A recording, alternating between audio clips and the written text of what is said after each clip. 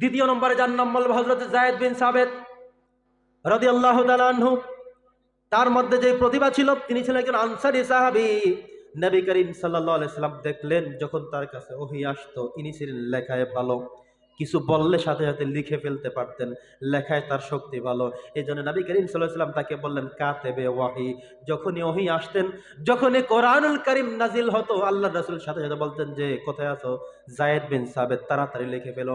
হযরত যায়েদ বিন সাবিত রাদিয়াল্লাহু তাআলা আনহু সাথে সাথে কোরআনুল কারীমের সেই পৃষ্ঠাগুলো, আয়াতগুলো লিখে ফেলতেন। বলি সুবহানাল্লাহ। যায়েদ বিন সাবিতকে বলেন তুমি মুয়াজ্জিন হয়ে যাও, সেটা বলেননি। আর আবু মাহজুরাকে তিনি মুয়াজ্জিন বানিয়েছেন, কারণ তার আযানের তাজাল্লি ভালো, তার আযানের লাউড ভালো, সুর ভালো, ঝংকার ভালো, শক্তি ভালো, এই জন্য তাকে মুয়াজ্জিন বানিয়ে দেওয়া হলো। আর হযরত যায়েদ তিনি ভালো করে লিখতে পারতেন, সেজন্য তিনি নবী করিম সাল্লাল্লাহু আলাইহি ওয়াসাল্লাম তাকে তার পাশেই রাখতেন। শুধুমাত্র তাই নয়, নবীজি তাকে তার ব্যক্তিগত সচিব বানিয়েছেন।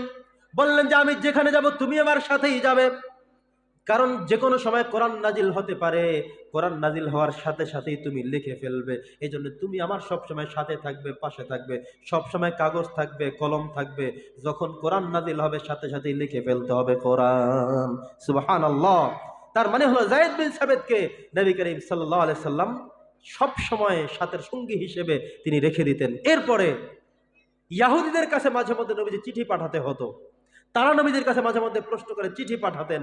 কিন্তু তিনি যে চিঠি পাঠাতেন, তারা যে চিঠি পাঠাতো, নবীজি সেই ভাষাগুলো, ল্যাঙ্গুয়েজগুলো বুঝতেন না, কারণ তারা হিব্রু ভাষা। কি ভাষা? জোরে বলেন। হিব্রু ভাষা। নবীজি আরবি চিনতেন কিন্তু হিব্রু ভাষা বুঝতেন না। তো নবীজি ওই সময় কি করতেন, ইহুদি একজনকে ডেকে এনে বলতেন দেখো তো কি লিখেছে চিঠি। সে পড়ে পড়ে শোনাতো যে আপনাদের কাছ থেকে এই চাইতে চাওয়া হয়েছে। তখন নবীজি বলতেন তাহলে তুমি এবার লেখো। অ্যান্সার তিনি দিয়ে ওই ইহুদিদেরকে দিয়ে পাঠিয়ে দিতেন। নবীজি চিন্তা করলেন যে ইহুদিদের চিঠি ইহুদিদের দিয়েই আমি পড়াই, আবার তাদেরকে দিয়েই লেখাই, আসলে এর মধ্যে কোনো গরমিল হয়ে যেতে পারে। তিনি সিদ্ধান্ত নিলেন তাহলে আমি যায়েদকে, যেহেতু সে লিখতে পারে ভালো, তাকে আমি সেই ভাষা ট্রেনিং দেব। তিনি 15 দিনের মধ্যে হিব্রু ভাষা শিখে ফেললেন।